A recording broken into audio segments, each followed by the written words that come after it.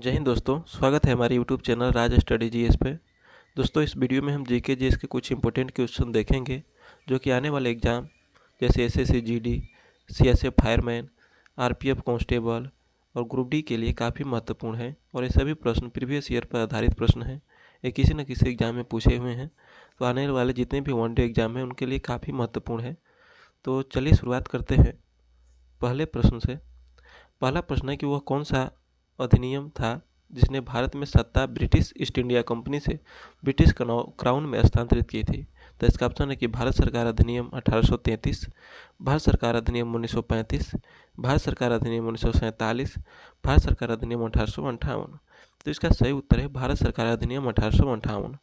भारत सरकार अधिनियम 1858 के तहत ही जो भारत में सत्ता था ब्रिटिश ईस्ट इंडिया कंपनी का, उसे हस्तांतरण करके क्राउन को दे दिया गया।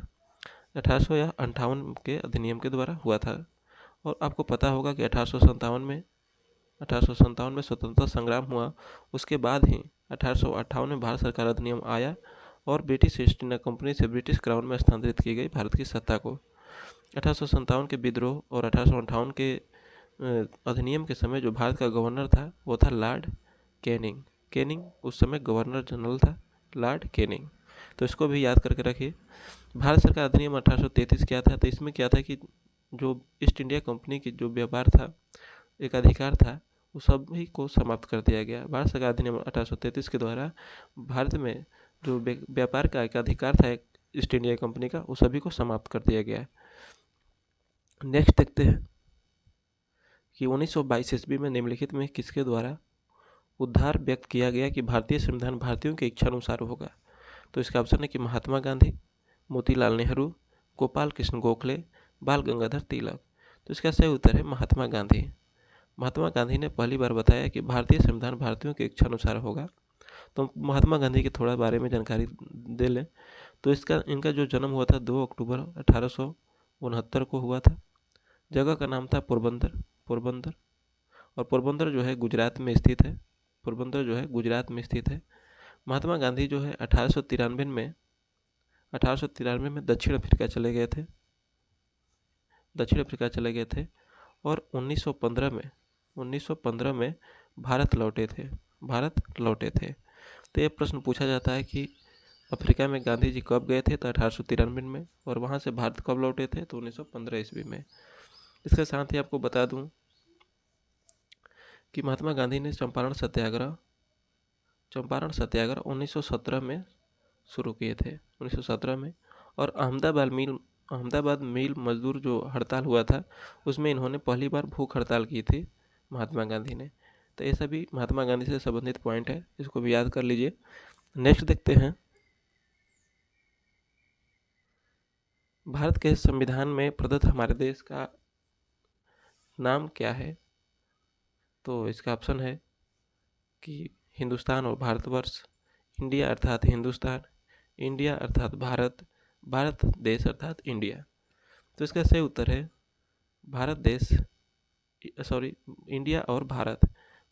भारत के संविधान में प्रदत्त जो हमारा देश का नाम है वो है इंडिया और भारत। इसकी जो चर्चा है संविधान के भाग एक में अनुच्छेद 1 में भारत राज्यों का संघ होगा, इसका नाम जो है इंडिया अर्थात भारत होगा, अनुच्छेद 1 में बताया गया है।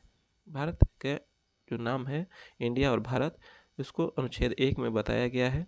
तो इसको याद कर लीजिए। और ये भाग संविधान के भाग 1 में ही वर्णित किया गया है। नेक्स्ट देखते हैं कि भारतीय संविधान के निर्माण में सर्वाधिक गंभीर प्रभाव निम्नलिखित में से किसने छोड़ा? तो इसका ऑप्शन है कि यूएसए का संविधान, भारत सरकार अधिनियम 1935, आयरलैंड का संविधान, ब्रिटिश संविधान। तो इसका सही उत्तर है भारत सरकार अधिनियम 1935। तो इसका सही उत्तर हो जाएगा 1935 का अधिनियम। भारत सरकार के अधिनियम के द्वारा हमारे संविधान में बहुत सारी व्यवस्थाओं को लिया गया था, इसलिए सर्वाधिक प्रभाव जो हमारे संविधान पर है 1935 के अधिनियम का है। जबकि यूएसए के संविधान से हम देखेंगे तो मौलिक अधिकार,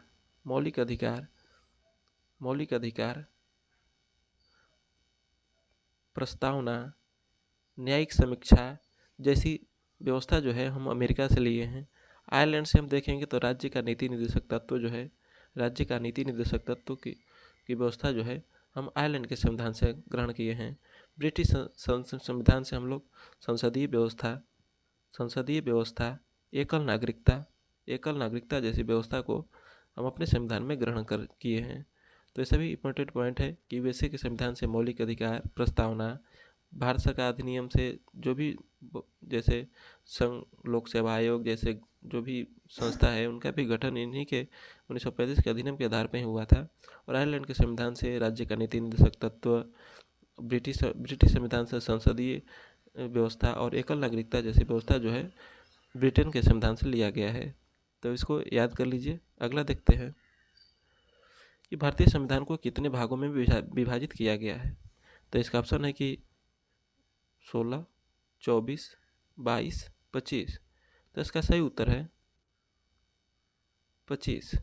भारतीय संविधान को वर्तमान में 25 भाग है।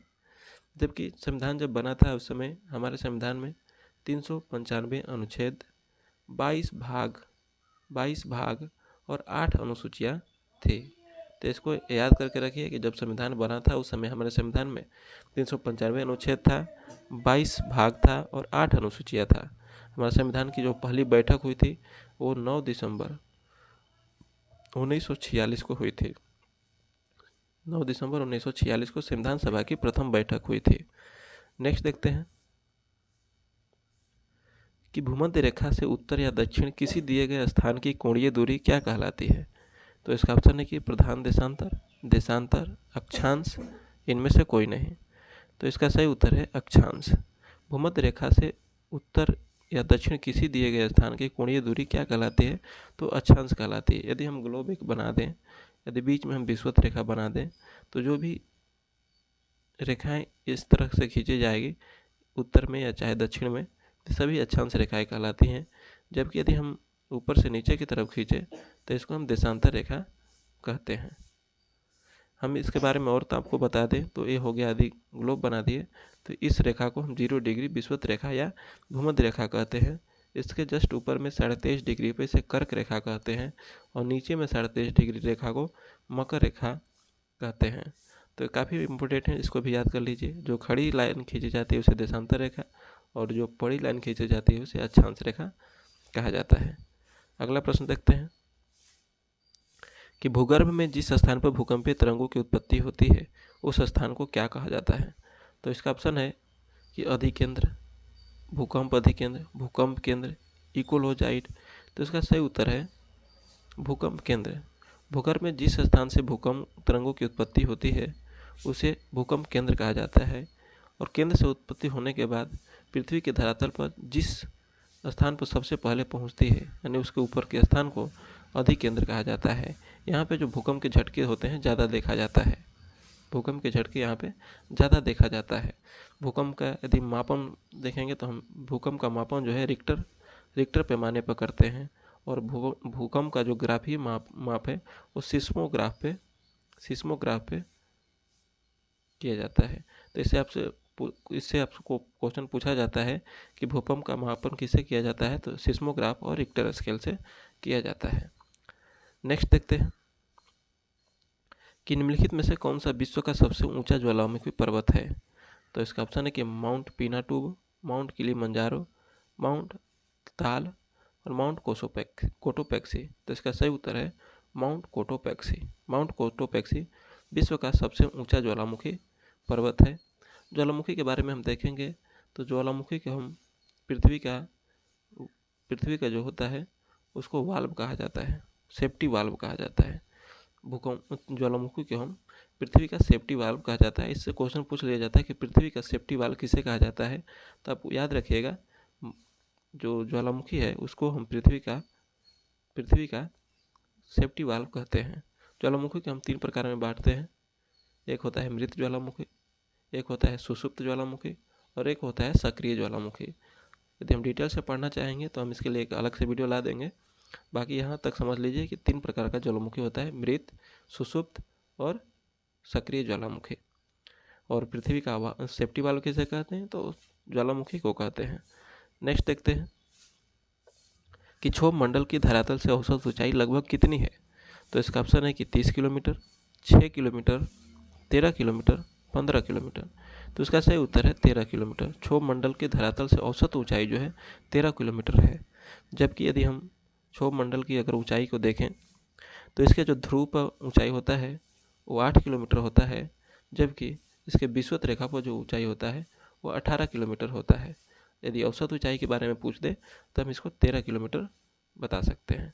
तो इसका सही उत्तर हो जाएगा 13 किलोमीटर। क्षोभ मंडल क्या होता है? पृथ्वी का सबसे नज़दीक का, यदि हम इसको पृथ्वी मान लें तो क्षोभ मंडल सबसे ऊपरी परत होता है। इसके सबसे मतलब पृथ्वी से जो नज़दीक में परत होता है उसे क्षोभ मंडल कहते हैं। क्षोभ मंडल में बारिश जैसी घटनाएं, तूफान जैसी घटनाएं होते रहती हैं। क्षोभ मंडल में बारिश, तूफान, ये सभी घटनाएं क्षोभ मंडल में होती है। क्षोभ मंडल के बाद समताप मंडल आता है। समताप मंडल आता है।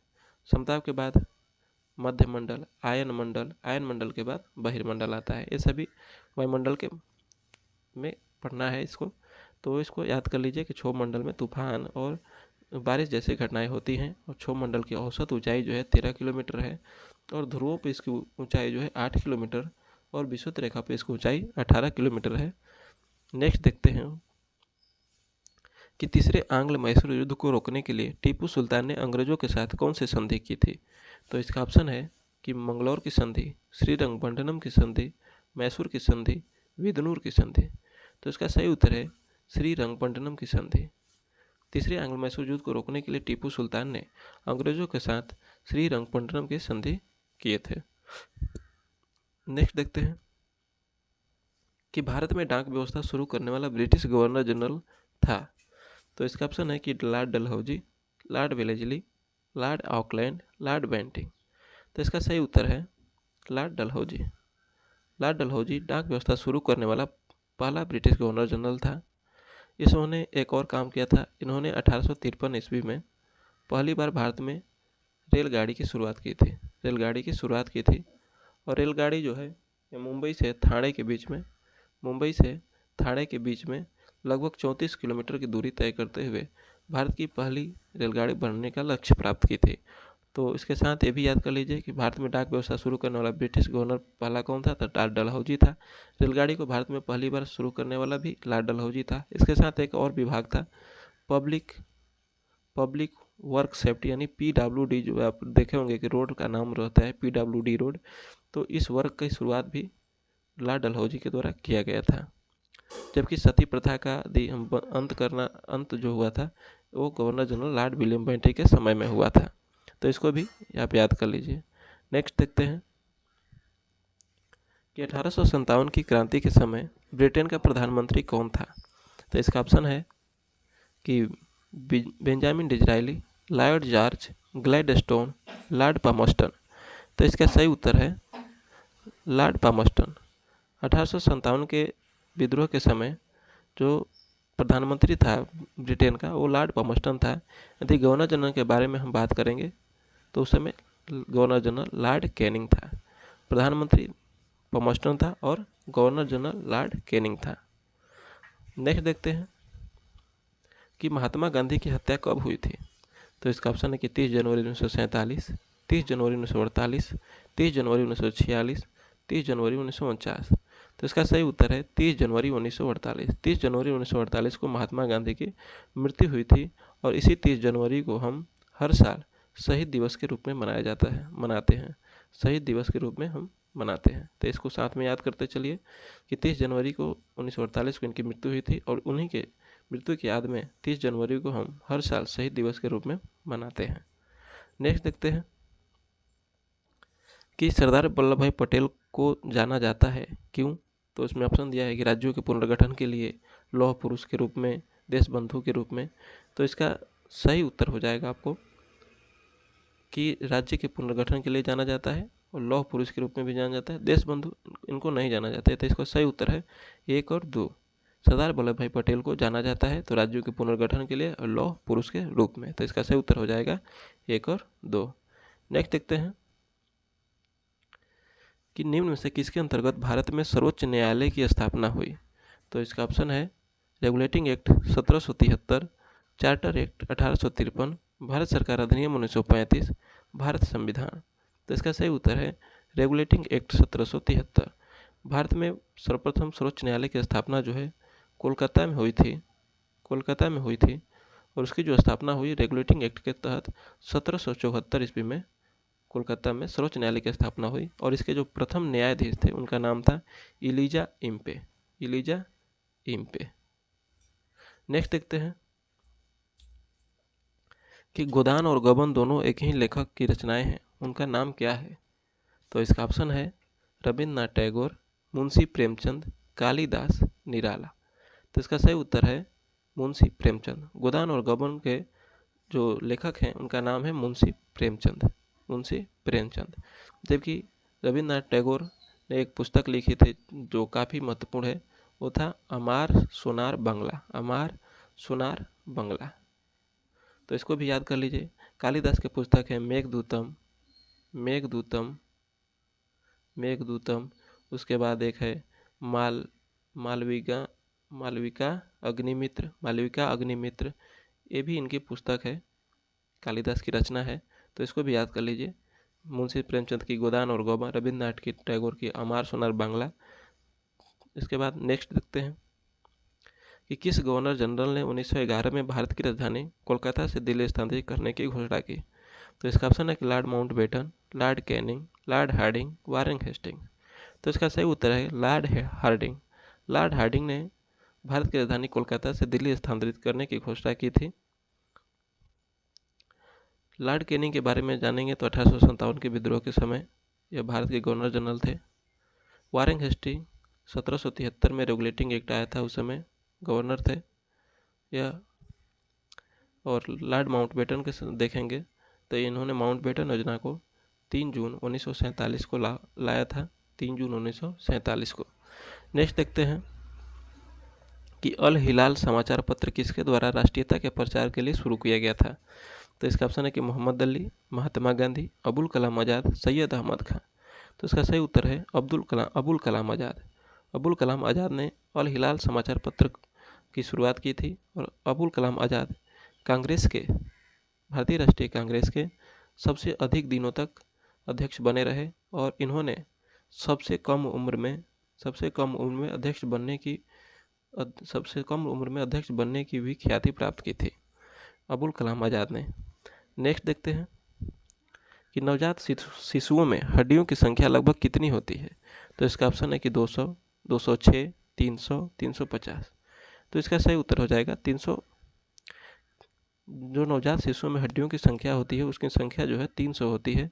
जबकि यदि हम सामान्य मनुष्य में देखें, वयस्क मनुष्य में देखें, तो उनमें हड्डियों की संख्या 206 होती है। हड्डियों को जो अध्ययन होता है उसे ऑस्टियोलॉजी कहा जाता है। हड्डियों के अध्ययन को हम ऑस्टियोलॉजी कहते हैं। तो ये भी साथ में याद कर कीजिए, ऑस्टियोलॉजी हड्डियों के अध्ययन को कहा जाता है। नेक्स्ट देखते हैं कि मानव शरीर के किस भाग में सबसे छोटी हड्डी होती है? तो इसका ऑप्शन है कि कान, घुटने, अंगुली, नाक। तो इसका सही उत्तर हो जाएगा कान। मानव शरीर के कान में शरीर की सबसे छोटी हड्डी होती है और उसका नाम है अस्टेपिस नाम की हड्डी जो होती है हमारे कान में पाई जाती है। यदि हम कान के बारे में बात करेंगे तो हमारे कान में 6 हड्डियाँ होती हैं। एक होता है इनकस, मेलस और अस्टेपिस। दो होती हैं, दो जोड़े में होती हैं। एक कान में एक होती हैं, तो 2 कान में गुना 2 कर देंगे तो 6 हड्डियाँ जो है हमारे कान में पाई जाती हैं। और शरीर की सबसे छोटी हड्डी जो होती है अस्टेपिस है, और वह कान में पाई जाती है। जबकि सबसे बड़ी जो हड्डी हमारे शरीर की है वह फीमर है। यह जांघ की हड्डी होती है, जिसे फीमर कहते हैं। यह हमारे शरीर की सबसे बड़ी हड्डी है। हमारे शरीर की सबसे बड़ी हड्डी फीमर है और सबसे छोटी हड्डी अस्टेपिस है, जो कान में पाई जाती है, और फीमर जांघ में पाई जाती है। नेक्स्ट देखते हैं कि मानव शरीर में रुधिर बैंक का कार्य कौन करता है? तो इसका ऑप्शन है कि तिल्ली, फेफड़ा, हृदय, यकृत। तो इसका सही उत्तर है तिल्ली। मानव शरीर में रुधिर बैंक का काम तिल्ली के द्वारा किया जाता है। फेफड़ा का काम क्या है? तो इसका काम है रुधिर को छानना, यानी शुद्ध करना। रुधिर को शुद्ध करना, यानी रक्त को शुद्ध करना फेफड़ा का काम है। हृदय का काम रक्त को पंप करना। जबकि यकृत का काम जो होता है रक्त को 2 भागों में तोड़ देता है। दो भागों में तोड़ता है। तो ये रक्त को अलग अलग भागों में तोड़ देता है, जिसमें यूरोक्रोम जैसा वर्णक मिलता है और यूरोक्रोम और एक और मिलता है, इसका जो नाम है पित्त में जो पीलापन होता है उसका भी इसी से रक्त के टूटने के बाद ही निकलता है। तो उसे रक्त पीला पित्त पीला होता है और यूरोक्रोम के कारण मूत्र पीला होता है। तो रक्त का जो काम है, फेफड़ा का जो काम है वह रुधिर को शुद्ध करने का काम है और हृदय का काम रक्त को पंप करने का काम है और तिल्ली जो है रुधिर बैंक का कार्य करता है। नेक्स्ट देखते हैं कि किस रक्त समूह को सर्वग्राही कहा जाता है। तो इसका ऑप्शन है कि O+, A+, AB+ और O नेगेटिव। तो इसका सही उत्तर है AB पॉजिटिव। AB पॉजिटिव को हम सर्वग्राही कहते हैं। यह किसी भी ब्लड ग्रुप का ब्लड ले सकता है, इसलिए इसे सर्वग्राही कहते हैं। जबकि O को हम सर्वदाता कहते हैं। सर्वदाता कहते हैं, ये सबको दे सकता है लेकिन ले नहीं सकता है। जबकि AB जो है सबसे जो है ले सकता है लेकिन सबको दे नहीं सकता है। नेक्स्ट देखते हैं कि रक्त समूह O वाला व्यक्ति किस रक्त के समूह व्यक्तियों से रक्त ले सकता है। तो इसका ऑप्शन है A और B से, A B O से, O और A B से, केवल O से। तो इसका सही उत्तर है O से। केवल O से ही रक्त समूह O वाला व्यक्ति रक्त ले सकता है। देने के लिए ये सभी को दे सकता है, इसलिए इसे सर्वदाता कहते हैं। सर्वदाता कहते हैं, लेकिन ये केवल O वाले से ही ले सकता है। नेक्स्ट देखते हैं कि निम्नलिखित में से कौन सा एक भारतीय शास्त्रीय नृत्य नहीं है। तो इसका ऑप्शन है कि भांगड़ा, मणिपुरी, भरतनाट्यम, कथक। तो इसका सही उत्तर है भांगड़ा। भांगड़ा जो है एक डांस है लेकिन यह शास्त्रीय नृत्य नहीं है। जबकि मणिपुरी, भरतनाट्यम और कथक सभी शास्त्रीय नृत्य हैं। मणिपुरी मणिपुर का है, मणिपुर का शास्त्रीय नृत्य है। भरतनाट्यम तमिलनाडु का शास्त्रीय नृत्य है और कथक जो है उत्तर भारत का शास्त्रीय नृत्य है। तो इसको भी साथ में याद कर लीजिए। नेक्स्ट देखते हैं कि रथ यात्रा उत्सव कहाँ मनाया जाता है। तो इसका ऑप्शन है कि कोणार्क में, पुरी में, हरिद्वार में, द्वारिका में। तो इसका सही उत्तर है पुरी में। रथ यात्रा महोत्सव जो है पुरी में मनाया जाता है, जहाँ पे जगन्नाथ मंदिर स्थित है, वहीं पे रथ यात्रा मनाया जाता है। नेक्स्ट देखते हैं। दोस्तों इस वीडियो में इतना ही क्वेश्चन था। यदि आपको वीडियो अच्छी लगी तो लाइक करें, कमेंट करें। यदि चैनल पर नए हो तो चैनल को सब्सक्राइब करें। यदि कोई कमियां दिखे तो आप हमको कमेंट बॉक्स में ज़रूर बताएं ताकि उसको हम इम्प्रूव कर सकें। तो जय हिंद।